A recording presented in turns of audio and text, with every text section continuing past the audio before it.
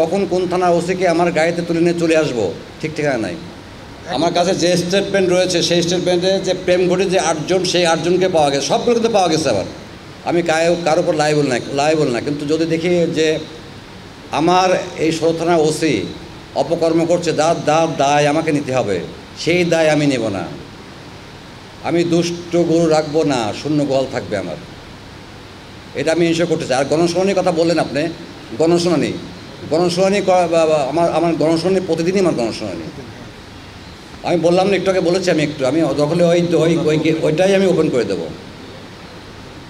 আমার প্রতিদিনই গণশুনানি। একটা মানুষকে আমি যদি একটা ডেট দিই, সমস্যা এক জায়গায়, আমি বুধবার দিলাম ডেট, ওই মানুষটা আসলে মঙ্গলবার, সে কি কথা বলতে পারবে না? কারণ একটা মানুষ ধরেন যখন কমিশনের কাছে আসবে, সে আসছে কোনো তার শহরে কোনো কাজে, এসেছে 2টা কাজ একসঙ্গে করতে চাই, যে আমি আজকে শহরে এই কাজটা করবো, জিসি মোড়ে আমি ডাক্তার দেখাবো এবং কমিশনার সাহেবের সঙ্গে দেখা করব। সে একদিন আসে আর চলে গেলে পরের দিন আবার আসবে, এটা হবে না। দরকার নেই একই দিনে আসুক, এখানে কোনো রকম ব্যারিয়ার এখানে নাই। অন্তত আমার দরজা কিন্তু কোনো ব্যারিয়ার থাকবে না। যে আমার শুধুমাত্র জিডিতে উল্লেখ আছে যে এই মিসিংগুলা যে তদন্ত করেছে বর্তমান কী অবস্থা, যে হ্যাঁ তাকে মোবাইলগুলো উদ্ধার হয়েছে না উদ্ধার হয়নি। যদি উদ্ধার না হয়ে থাকে তাহলে কি ব্যবস্থা নেওয়া হয়েছে? উদ্ধার না হলে চুরি অথবা ছিনতাই, কি আইনগত ব্যবস্থা নেওয়া হয়েছে, আমি এটা জানতে চেয়েছি। নগদের কাছে সব গ্রাহকই প্রিয়, তাই তো সারা দেশে ক্যাশ আউট চার্জ সবচেয়ে কম। আমাদের পুলিশের কর্তব্য আসছে, আপনারা বলেছেন এবং আমিও কিন্তু এটা নিয়ে কাজ করছি। এটা আমি আসার আগেই আমার অ্যাডিশনাল কমিশনার নিয়ে কাজ করছে।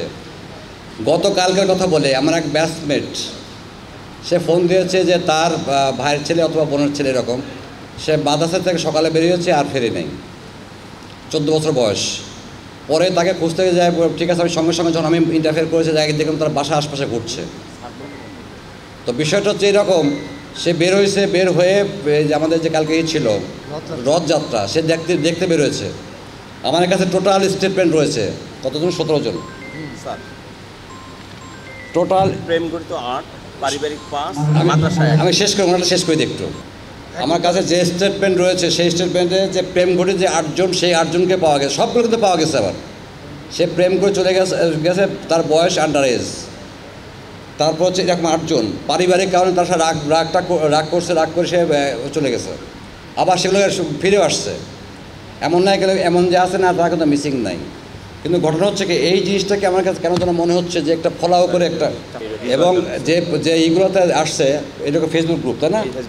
ফেসবুক গ্রুপ, এইগুলো 4টা ফেসবুক গ্রুপ, এবং তাদেরকে আমরা যখন ডাকলাম তখন তারা কিন্তু রিজয়েন্টটা দিচ্ছে অলরেডি, যে আসলে এগুলো আমাদের হয়েছে। পরে দেখা গেল সব কিন্তু কেউ হয়তো ভাইয়ের পর রাগ করছে, বাবার পর রাগ করছে, মায়ের পর রাগ করছে, এটাই কিন্তু ফেসবুকে সে দিয়ে দিচ্ছে, থানায় না গিয়ে ফেসবুকে দিচ্ছে নিখোঁজ। এটা সবগুলোই চলে আসছে আবার। এবং গতকালকের ঘটনা নিজে বললাম আমি, ঠিক আছে? হ্যাঁ, এটা সম্পূর্ণ গুজব আসলে।